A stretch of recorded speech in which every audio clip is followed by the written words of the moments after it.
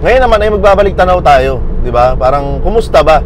Kumusta ba ang pagkakaroon ng isang minivan? How was the first year of having a Suzuki Every Wagon minivan? Yan ang pag-uusapan natin ngayon sa video na to. So simulan natin sa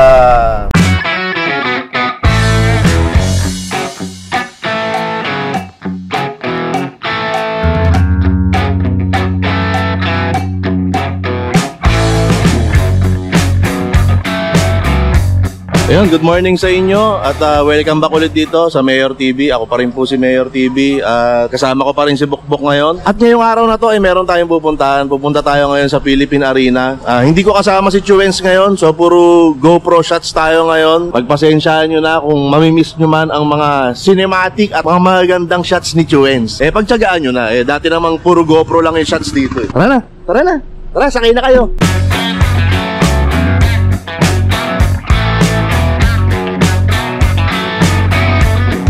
Bihira akong gumising ng ganito kaaga. Alas 7 ng maga pa lang paalis na ako. Bihirang mangyari to kasi kadalasan ang nangyayari, nagigising ako alas 4 ng maga. Pero hindi ako maalis. Ayan. Hindi ko alam kung may kinalaman na yung sa edad, no? Parang pagka ganitong edad na mga 30 plus ka na, ayan, parang putol-putol na yung tulog mo. Parang namimiss ko na magising ng alas 11 ng tanghali, mga ganyan. Na pagising mo, kakain ka na lang. Siguro yung ganitong edad, talagang parang welcome to the real world na, no? Siguro sa dami ng iniisip mo, sa dami ng gusto mong gawin at plano mong gawin, yung katawan mo, ginigising ka na. Parang gano'n. O yung isip mo, ginigising na yung katawan mo. Kasi nga, ang dami mong gustong gawin, ang dami mong plano. So yun, minsan putol-putol na talaga yung tulog ko. Sunday ngayon, i-expect natin na medyo maluwag ang kalsada ng ganito kaaga. Ayan, gaya na nakikita ninyo rito, magulo at makalat si Bukbok. Kaya ako ginaganon dahil para sa iba ay makalat siya tignan, pero sa akin hindi, naka-organize yan. Alam ko kung ano yung mga nandyan. Ganon din ba kayo na kahit na sa mata ng iba ang gulo ng gamit mo, sa mata ng iba puro kalat sa paligid, pero para sa'yo naka-organize yun. Alam mo kung ano yung nandyan. Halimbawa yung ibabaw na yan, alam ko kung ano yung nasa ilalim yan. Parang ganyan. Ewan ko kung may mga katulad ko rin. Feeling ko meron naman. Ito na yung pa-NLEX na to Papunta na ng NLEX. Siyempre pupunta tayo ng Philippine Arena. Exit tayo ng Ciudad de Victoria. Siguro raw vlog lang to, no? Wala nang to. Wala nang mga B-roll, diba? Para lang, back to basic. Kung paano yung mga vlog ko dati nung wala pa si Chuens. Nung wala pa si Chuens sa buhay ko. So ito yung Paso de Blas, pure gold, nakikita nyo. Ito yung napapanood nyo sa news nung bagyong Karina na nakalubog yung NLEX area. At ngayon ay narito na tayo sa North Luzon Expressway. Habang bumabiyahe ako ngayon, hayaan yung samahan nyo ako na magbalik tanaw, no? Magbalik tanaw sa unang isang taon ni Bukbok. Gaya nga ng nalalaman ninyo, di ba? Kaya nga kami umakyat ng Baguio para i-celebrate, no? Yung first anniversary ni Bukbok sa amin. Parang celebration na ginawa namin ni Bukbok. Ngayon naman ay magbabalik tanaw tayo, di ba? Parang kumusta ba? Kumusta ba ang pagkakaroon ng isang minivan? How was the first year of having a Suzuki Every Wagon minivan? Yan ang pag-uusapan natin ngayon sa video na to. So simulan natin sa yung mga nabago kay Bukbok. Well, sa interior wala naman masyado. Siyempre kung paano ko pinaayos to kay Dodong. Kasi nga, di ba, formado na siya di ba? May upholstery na, parang ganyan. Kung ano yung nakikita nyo rito. Ayan, maayos na siya, maganda na. Sa loob wala masyado. Ano ba yung mga naalala kong pinalitan ko rito? Ito, nilagyan ko siya ng nilagyan ko ng cover, itong manibela. Ipapalit ako ng ilaw, binlag ko naman yan. Ang ilaw na gamit ko ngayon ay yung LED na 3 colors. Meron siyang white, meron siyang yellow, at meron siyang combination ng white and yellow.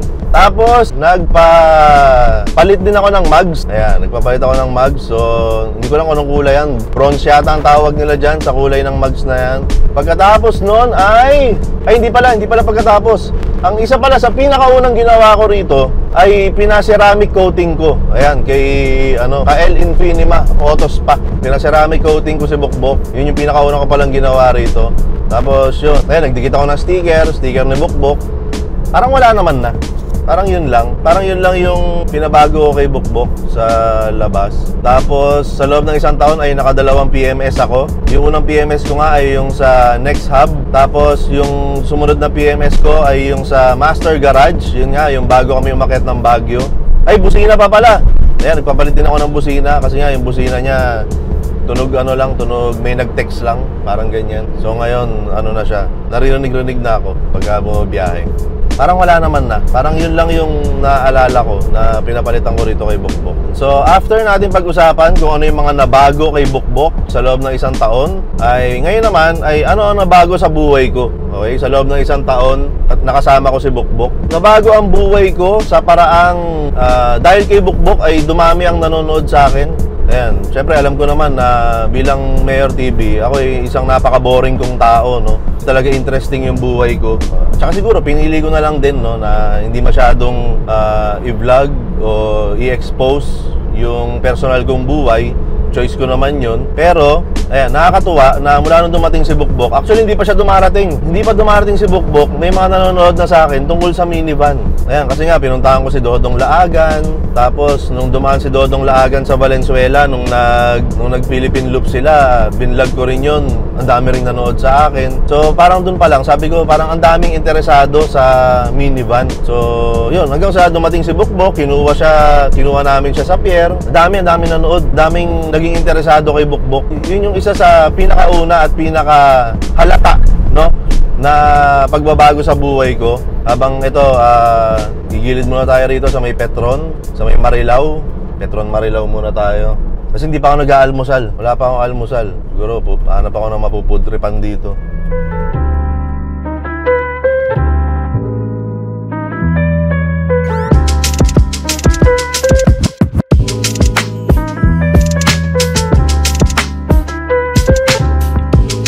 Nandun tayo sa mga pagbabago, di ba? So, yun nga yung pinaka-obvious. Dumami yung nanonood sa mga video ko dahil kay Bukbok. Napaka-obvious naman nun. Pinapanood mo nga itong ngayon eh, di ba? Okay. So, ayan. Yun yung pinaka-obvious na pagbabago sa buhay ko. Okay? Tapos, syempre, nandyan yung mga the usual, di ba? Na hindi na kami nagko-commute. Well, nagko-commute pa naman kami, pero bihira na. Tulad dati na pupunta ka lang ng kanto, mag-aabang ka ng tricycle, pupunta ka ng palengke, mag-aabang ka ng tricycle, aabang ka ng jeep.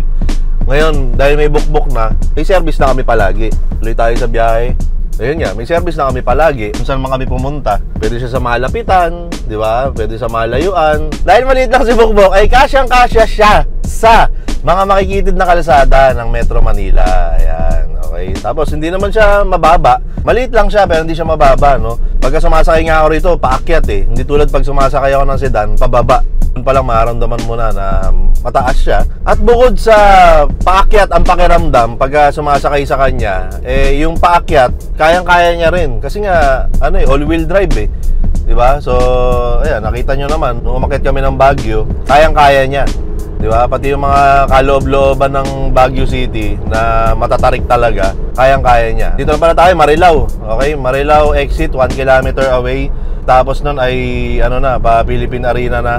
Ayun, malaking bagay. Tapos, ang isa pang magandang effect nito sa amin ay yun nga, nagagamit namin siya sa trabaho, sa mga delivery, sa mga pick-up. Kaya kasi nga may tindahan kami, di ba? Tapos may mga online store kami. So, tuwing magda-drop off, ayan, lagi siyang nagagamit.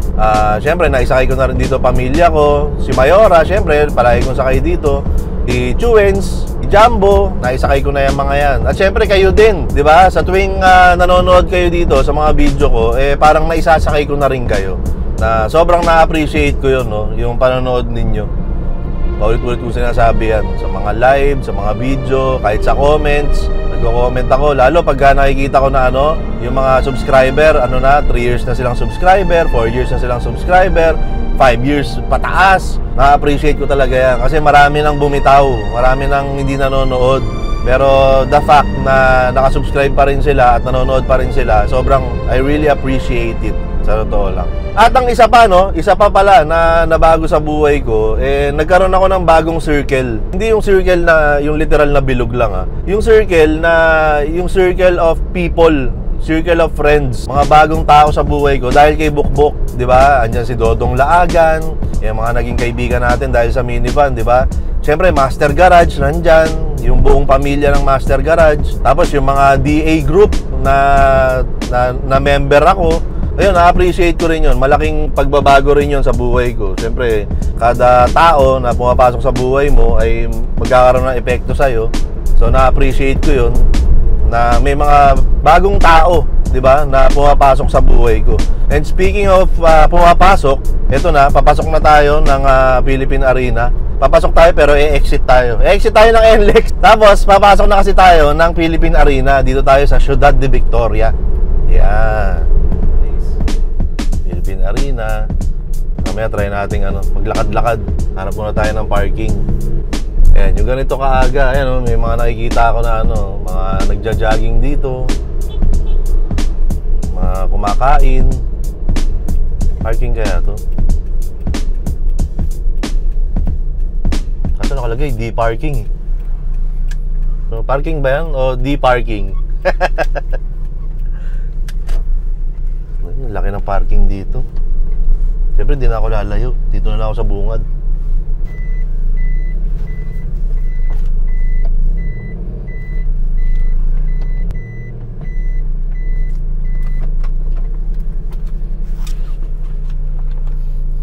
Okay, dito na tayo. Philippine Arena. Ayan, dito muna si Bukbok. Lakad-lakad muna tayo. Dito, Philippine Arena. Ito yung tinuturo ko kanina, D-parking.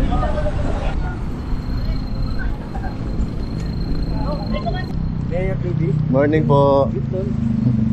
Okay, ito yung lokal ng Ciudad de Victoria. Ang katabi niya ay ang Philippine Sports Stadium. Para sa mga hindi pa nakakapunta rito sa Philippine Arena, konting walk around lang. Okay? Dito tayo sa may gilid ng Philippine Sports Stadium para may lilim. At ito naman ang Philippine Sports Stadium. Yay! Okay, so ito yung Philippine Sports Stadium, guys. Siyempre, abot tayo ng Philippine Arena. Good morning po.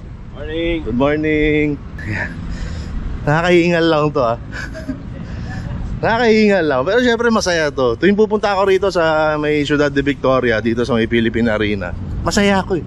Di ba merong mga ganong lugar na parang pag nandun ka sa lugar na yon, kahit na wala kang gawin, kahit na sino pa yung kasama mo, kahit na parang pagod ka, masaya ka pa rin.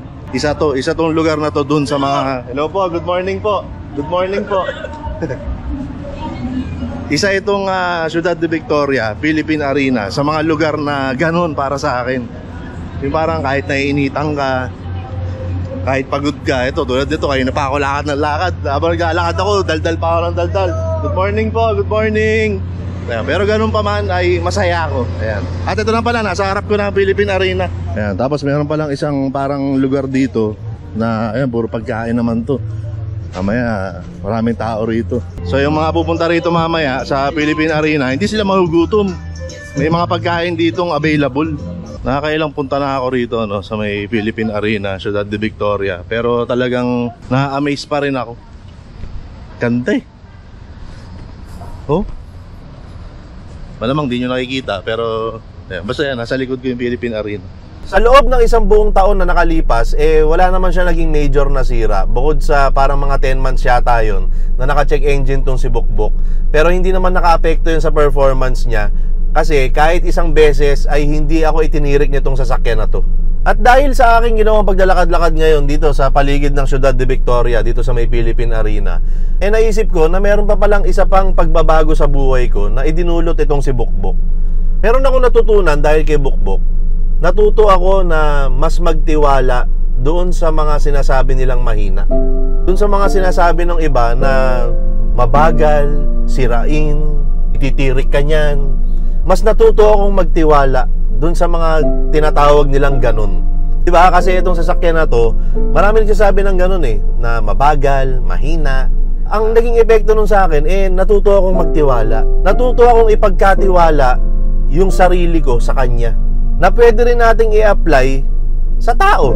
Na yung mga sinasabi ng iba na huwag kang magtiwala dyan, mahina ulo niyan, mahina katawan niyan. Ngayon ay mas malakas na ang loob ko na magtiwala sa mga ganong klaseng tao, sa mga ganong klaseng bagay. Kumbaga hindi ko na basta-basta ipagkakait yung tiwala dun sa mga tinatawag nilang mahina.